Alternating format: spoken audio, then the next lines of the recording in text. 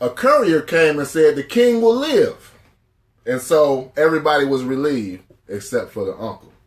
They went back to being their own selves, but Tamar got an aha moment, like Oprah said. She realized that her favorite uncle was not an ally. That he exposed his true feelings about her. So the first point is, what she thought was peace was not peaceful.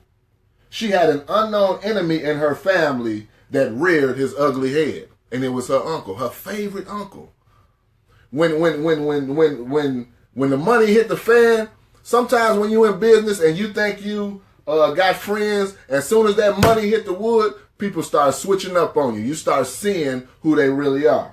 In other words, the enemy will always expose themselves. Any person, place, or thing that is in direct opposition to you will eventually show its ugly head. The enemy will always reveal itself. Anything, any person, any place that is in direct opposition to you will reveal itself. So, let's get to the workbook activities.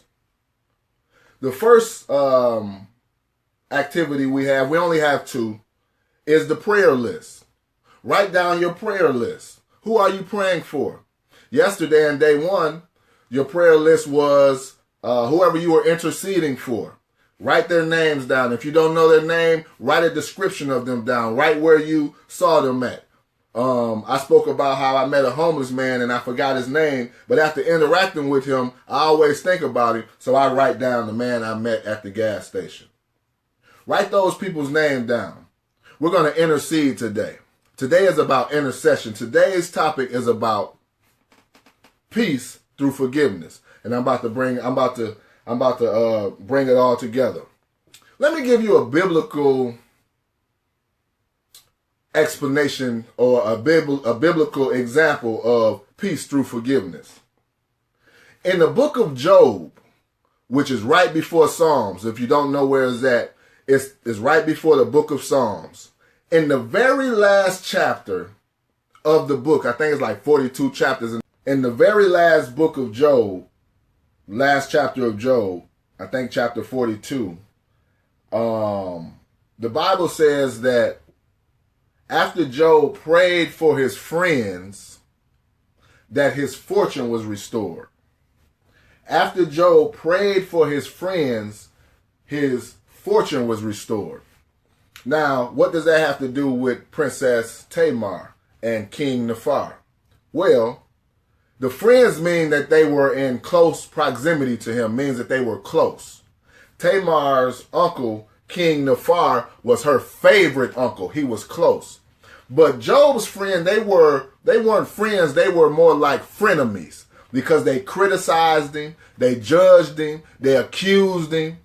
They basically told him that what he was doing wasn't right and that he brought upon all of his misfortune.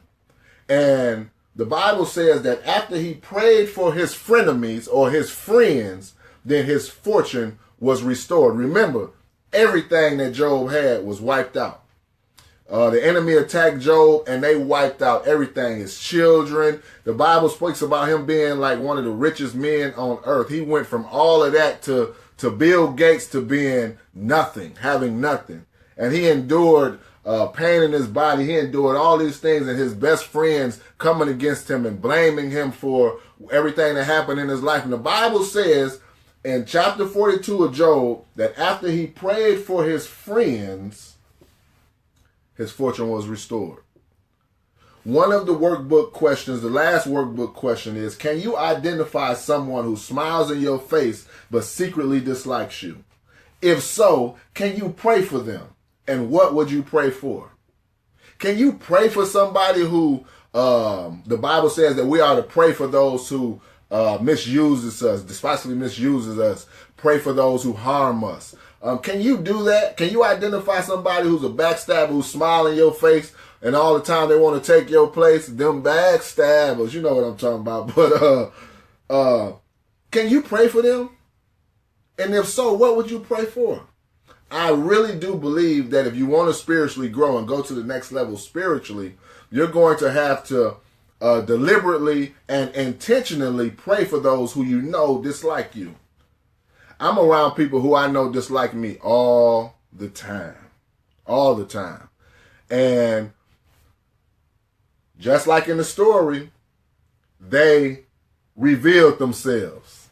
They could only smile in my face for so long, and then something happened. They said something, they did something, and then they revealed their true intentions, their true feelings about me. But I still pray for them. And the reason why I'm blessed is because I'm praying for my enemies.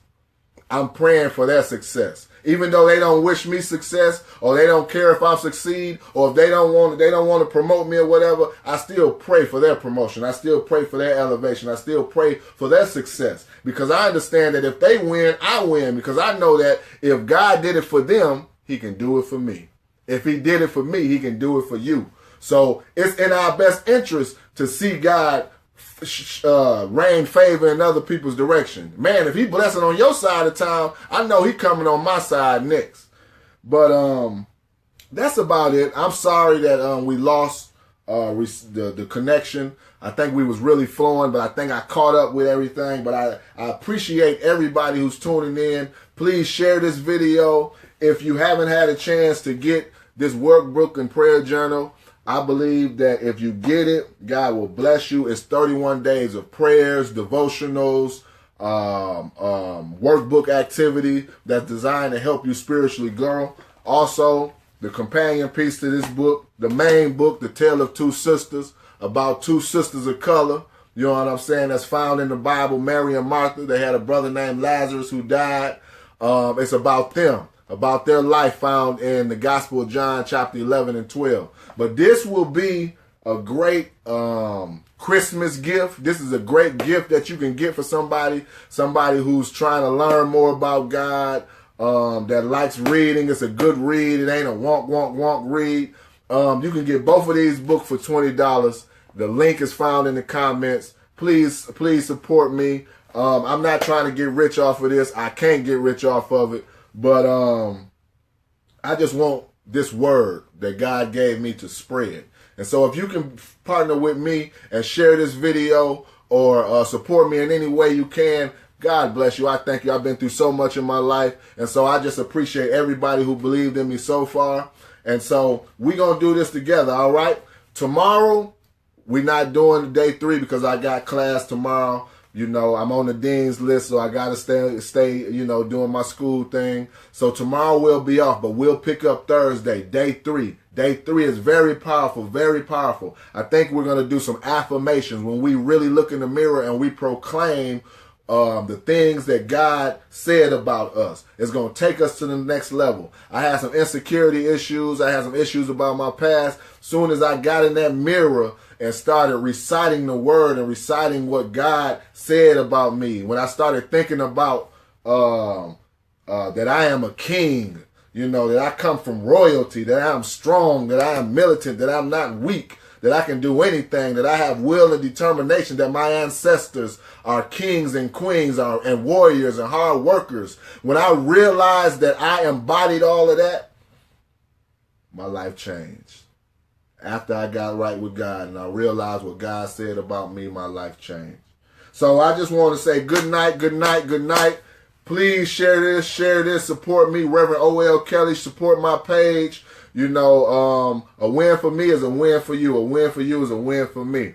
All right. I love you guys. Holla.